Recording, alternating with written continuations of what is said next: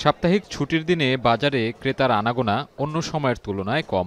নিত্যপণ্য কিনতে যারা এসেছেন তাদের মধ্যে খানিকটা স্বস্তি, কেননা গেল সপ্তাহের তুলনায় কিছুটা কমেছে সবজির দাম। বাজার ঘুরে দেখা যায় সপ্তাহ ব্যবধানে বেড়েছে সরবরাহ। দাম কমে লাউ বিক্রি হচ্ছে প্রতি পিস 50 টাকায়, পটল পেঁপে 40, বেগুন মিলছে 60 থেকে 70 টাকায়। ঝাঁজ কমেছে কাঁচামরিচেরও, মানভেদে বিক্রি হচ্ছে 120 থেকে 160 টাকায়। 3 দিন হইতে দাম কম ছিল, আর 3 দিন আগে আবার দাম বেশি ছিল, আবার আজ কালকে থেকে আজকে আবার একটু দাম কম আছে। 1 কেজি মালা দিলে 100 টাকা 120 টাকা, এখন সেই মালাতে বর্তমানে গেল 80 টাকা 60 টাকা সব মাল। দাম কমার কারণ হচ্ছে আপনার অতিরিক্ত চলে আসছে যতটুকু প্রয়োজন, কারণ বাজার 100 কেজির প্রয়োজন ছিল সেখানে আপনার 1200 কেজি চলে আসছে। ক্রেতারা বলছেন আগের চেয়ে বিভিন্ন সবজি মিলছে কেজিতে 10 থেকে 20 টাকা কমে। তুলনামূলক অনেকটা কমে গেছে। 600 টাকা মরিচ আপনার 180 টাকা হয়েছে।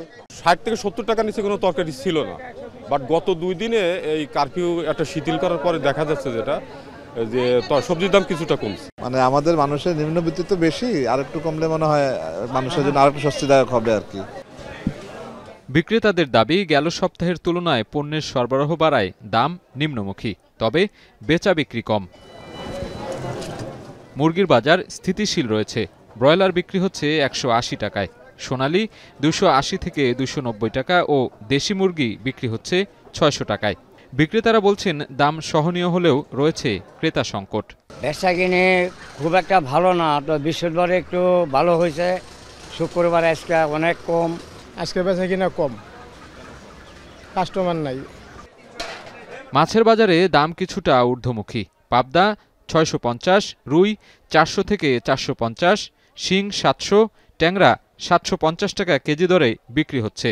মাছের প্রাইসটা একটু বেশি আমার কাছে, কারণটা মনে হচ্ছে যে যেহেতু যোগাযোগ ব্যবস্থা একটু ব্যাহত হচ্ছে, এই জন্য দাম যেভাবে বৃদ্ধি পাচ্ছে আমাদের খুবই কষ্ট হচ্ছে। একটা মধ্যবিত্ত ফ্যামিলি যেভাবে চালানোটা আসলে একটু ডিফিকাল্ট হচ্ছে। বিক্রেতাদের অজুহাত সরবরাহ ঘাটতি দাম বাড়ার কারণ।